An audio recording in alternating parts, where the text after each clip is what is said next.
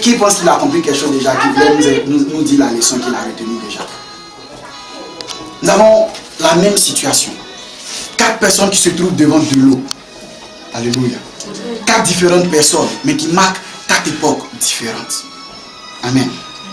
La première époque, nous avons une personne qui se trouve devant des difficultés, qui te trouve devant une situation pénible. Et qu'est-ce qu'il va faire? Il va entendre la voix de Dieu qui va lui dire, parle, lève le bâton. La Bible dit, il va recevoir des instructions du ciel. C'était un univers prophétique différent des autres époques. C'est pourquoi Dieu pouvait dire aux autres prophètes, je leur parle par des songes, par des visions. Mais à Moïse, je descends et on discute d'homme à homme. Alléluia. Et Dieu parle à Moïse. Moïse lève le bâton, la situation disparaît. Autour de Josué, Dieu ne lui dit pas lève le bâton. Dieu lui dit, il entend à son tour la voix de Dieu. Et la voix de Dieu va lui dire marche. La situation est devant lui, les problèmes sont là. Il lui dit marche. Josué va marcher. Autour du prophète Élie, il n'a pas entendu la voix de Dieu. Il n'a rien entendu, il n'a rien vu. Il arrive, il y a de l'eau, il y a des difficultés. Qu'est-ce qu'il a fait? Il a enlevé son habit. Il a frappé les difficultés ont disparu. Alléluia. Et autour de Jésus, qui est nous notre époque, Moïse c'était l'époque de la Torah. Josué c'était l'époque de la délivrance. Élie c'était l'ère des prophètes. Jésus c'est l'époque de la grâce, l'époque de toi et de moi. Alléluia. La Bible dit, quand Jésus va arriver, qu'est-ce qu'il faisait?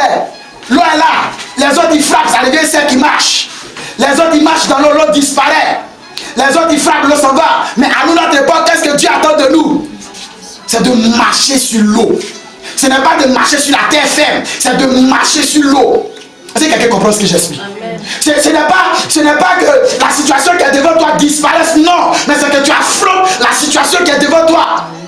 Est-ce que quelqu'un comprend ce que je dis? Ce n'est pas que Dieu va se lever pour faire passer ce qui est devant toi, non, mais Dieu veut que tu ignores la situation qui est devant toi et que tu avances. Est-ce que quelqu'un comprend? Nous sommes à une époque où il y a la guerre. Dieu veut des guerriers, Dieu veut des gens qui se lèvent, qui disent à Satan, je n'ai pas peur de toi. C'est pourquoi la Bible dit, résistez au diable. Est-ce que quelqu'un comprend? On ne vous a jamais dit de fuir Satan. On ne vous a jamais dit d'avoir peur de Satan. On dit de résister au diable. On a une époque où nous devons être des guerriers. Nous devons résister à Satan. Est-ce que vous comprenez? La Bible dit, Jésus il y est. Il marche sur l'on dit, mais c'est un fantôme. Puis Jésus est un fantôme. Mais toi qui tu es? Parce que pour marcher sur les eaux, tu dois savoir qui tu es. Bien aimé, moi je sais que je suis un enfant de gloire. Moi je sais que j'ai une destinée hors pair.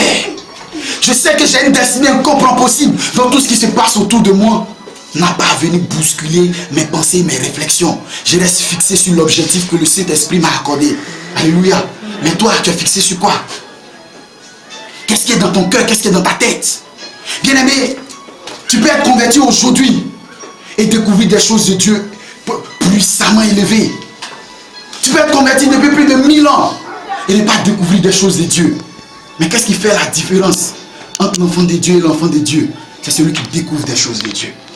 Ils étaient combien dans la barque? Ils ont dit c'est des fantômes. Ils étaient dans leur coin. Mais celui qui a osé a vécu l'expérience de marcher sur l'eau. Est-ce que vous comprenez? Celui qui a eu de l'audace a pu marcher sur l'eau. Même s'il a commencé à se noyer, est-ce qu'il est mort? Est-ce que les eaux l'ont englouti? Non. La Bible dit, il a dit à Jésus, dis-moi de venir. Mais parce qu'il voulait venir, est-ce que tu veux avancer? Est-ce que tu veux sortir de ta situation? Est-ce que tu veux que les choses changent? Alors arrête de t'asseoir et de dire, moi ma vie elle est trop comme ça. Lève-toi. Lève-toi. Non, je veux temps pour aller ici. Mais bien aimé, si tu veux temps pour aller là, si tu t'assois, tu n'auras rien. Dieu a créé les serpents pour ramper. Dieu a créé les animaux pour marcher à 4 pas. Mais il a créé l'homme à son image pour s'arrêter avec fierté. Est-ce que quelqu'un comprend? C'est pourquoi la Bible dit le coq a une fière allure. Mais quand il marche, il se dresse comme ça. Puis il marche. Mais il marche comme un gladiateur. C'est pourquoi le poulet il est utilisé partout. Funérailles, baptême, anniversaire, amusement. Poulet. Parce qu'il a de l'allure. Est-ce que vous comprenez? Ce qui n'a pas d'allure, ce qui n'est pas important, ne pas utiliser à tout moment.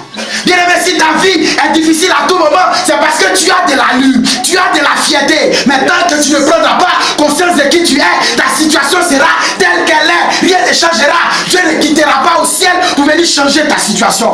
Si quelqu'un t'a dit ça, dis-lui que Gilles Paquet dit moi.